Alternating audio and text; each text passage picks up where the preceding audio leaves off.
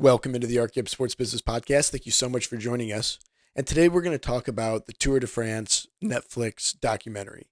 It's a subject that came up in our last episode with Alex Duff, who wrote a great book about the Tour de France and about the history of the Tour de France, which I would encourage you to go check out if you have the time.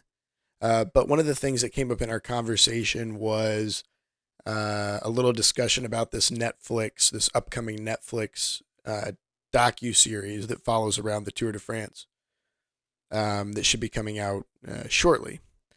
It was filmed in the last year's Tour de France, the 2022 edition, and should be released on Netflix. Now, one of the things that got a lot of people talking is that it's done by the same people, this box-to-box films that did the Netflix Drive to Survive series that Formula One did that was very successful. And so there's a hope that a new demographic following the tour in this sort of new dramatic format will bring in new people.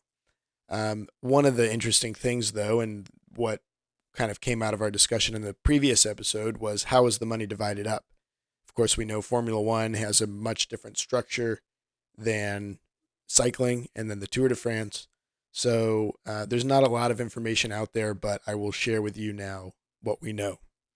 So we know that it's going to be an 8-part series, 8 45-minute episodes. There's going to be certain teams participating in it, certain teams that let the crews in, the video crews in from Netflix, and some that didn't. The teams that let the crews in, and this is according to Cycling News, a Peter Stewart article.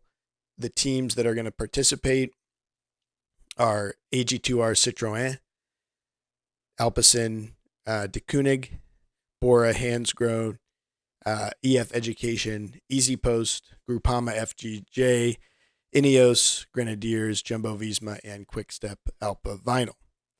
Now, again, according to Cycling News and according to an interview with Patrick Lefevre, who heads up Quickstep, the teams that let the tour in, or the teams that let the Netflix crews in to follow them, to basically be the content that's sold to Netflix, they received about 50,000 euros to be in the documentary. Now, it's reported in Cycling News and a couple other locations, Bike Radar, but basically it's estimated that ASO, the Armory Sport organization that owns and puts on the tour, is going to receive a 7-figure sum, and then those teams receive the 50,000 euros. Patrick Lefevre said that is peanuts. It's a very small amount, and that ASO is getting the lion's share of the money for producing that content that Netflix will then monetize, obviously through their subscription base. So it's an interesting thing. Team UAE, which is one of the biggest teams, which has Tadej Pogacar on the team, obviously, chose not to participate. And many speculate that potentially it's because of that fee being so low. So hopefully this Netflix show will bring in more viewers for the tour, more people watching the Tour de France and getting into cycling. But it's interesting that ASO getting potentially more viewers to the tour, of which they already own the TV slots that they sell and that they license, are also getting paid to provide this content. And the teams that are left out of the TV deals for the Tour de France in a normal setting do receive a small stipend for doing this, but apparently not a large one. And the lion's share of what Netflix pays is going to go to ASO and not to the teams. But that's not to say, of course, that if the show does well, more eyeballs to the tour will be more eyeballs to the teams, which will allow them to sell more sponsorship. And they are getting some of the money, which, quite honestly, is a departure from previous arrangements with TV money. As Jonathan Waters of EF Easy Post has said, he actually thinks it's a step in the right direction.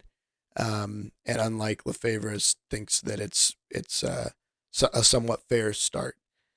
So we'll see. And of course, if it becomes a big hit, there'll be more money into the sport and more money to negotiate over in the future. So I hope that helps, gives a little background on the situation, and we'll see what the effect of that is going forward, and if it indeed can be successful and drive more viewers to the tour and to the teams, and then see what future negotiations might look like if it indeed does go to season 2 and 3, etc. So we'll be watching, and thank you so much for listening to the ArtGibbs Sports Business Podcast, and we will see you next time.